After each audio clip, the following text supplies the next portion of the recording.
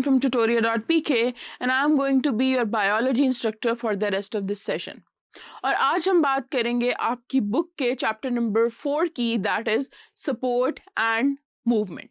अब आप रोज सुबह उठते हैं and you perform a variety of task. सुबह उठे, बेड से नीचे उतरे, वॉशरूम गए, मुंह हाथ धोया, ब्रश किया, नाश्ता किया, तैयार हुए.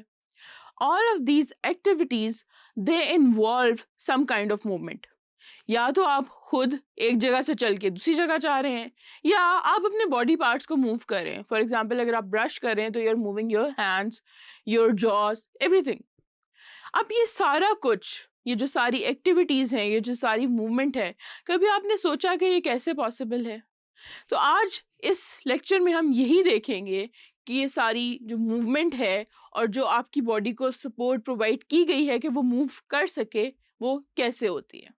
अगर हम मूवमेंट को एग्जैक्टली डिफाइन करें तो movement is the act of changing place और position by the parts of body और बाय द एंटायर बॉडी. कि मूवमेंट का मतलब ये है कि आप या तो अपने बॉडी पार्ट्स को मूव करें, लाइक जैसे मैं अभी अपने हाथ हिला रही हूँ, तो that is some kind of movement. But movement ही की एक और टाइप है जिसको हम कहते हैं locomotion. If the movement is done by the entire body, it is called locomotion. अब लोकोमोशन का मतलब ये है कि एक ऑर्गेनिज्म एक से दूसरी जगह चला जाए. ये ऐसे ही है कि अगर आप बैठे खाना खा रहे हो तो you are moving just a few parts of your body.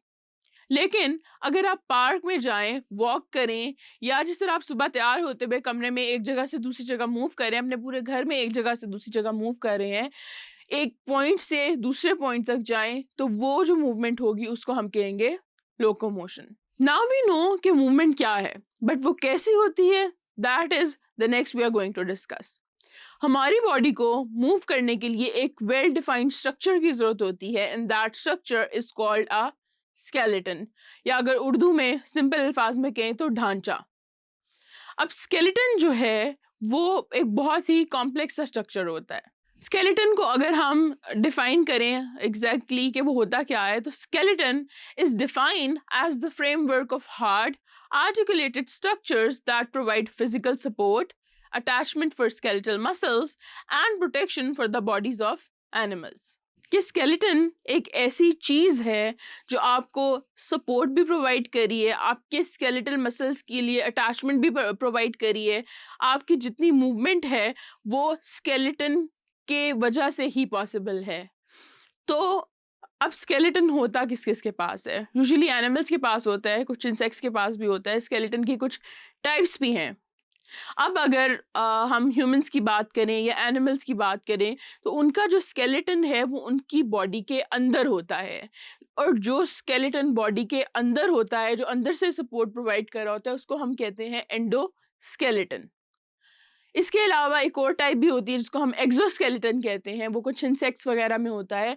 Exoskeleton एक ऐसा स्केलेटन है जो बॉडी के बाहर मौजूद हो, यानी अंदर जो है वो बाकी फंक्शनिंग है और ऊपर बाहर खौल की तरह एक स्केलेटन मौजूद है, वो एक्सोस्केलेटन होता है. अब जो हमारा स्केलेटन है उसके पास कुछ खास प्रॉपर्टीज होती हैं.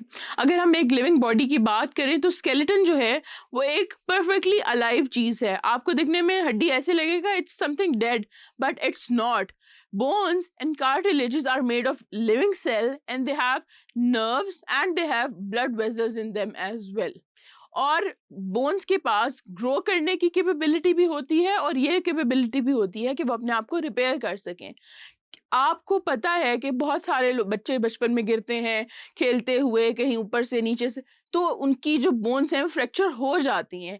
लेकिन हमारी बोन्स के पास ये कैपेबिलिटी है कि हम उन्हें अगर प्रॉपर उनकी डिफाइंड शेप में इमूवेबल कंडीशन में रखें कुछ अरसे में, तो वो दोबारा से रिपेयर करके वो जो फ्रैक्चर है वो रिमूव हो जाता है. तो दैट्स हाउ वी नो कि they are living and they have blood vessels and nerves in them.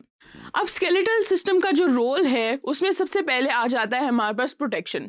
अब प्रोटेक्शन कैसे कि स्केलेटल सिस्टम के कुछ पार्ट्स हैं. जिस तरह अगर हम अपनी खोपड़ी यानी अपनी स्कल की बात करें तो स्कल जो है हमारे ब्रेन को प्रोटेक्ट कर रही होती है. हमारा जो वर्टिब्रल कॉलम है वो क्या हमारी स्पाइनल कॉर्ड को प्रोटेक्ट कर रहा होता है. हमारी जो रिब्स हैं, रिब्स जो हैं मोस्ट जो हमारे इनर ऑर्गन्स हैं, स्पेशली हमारे हार्ट की बात करें, हमारे लंग्स की बात करें, तो उनको प्रोटेक्शन प्रोवाइड करती हैं. अब सपोर्ट उसका एक सेकंड रोल है। अब हमारा जो वर्टिब्रल कॉलम है उसका एक और काम भी है कि मेजरली जो सपोर्ट प्रोवाइड होती है हमारे बॉडी मास को, हमारा जो पोस्चर मेंटेन होता है, हम जो चल फिर सकते हैं, वो सारा का सारा काम जो है हमारे वर्टिब्रल कॉलम की वजह से होता है।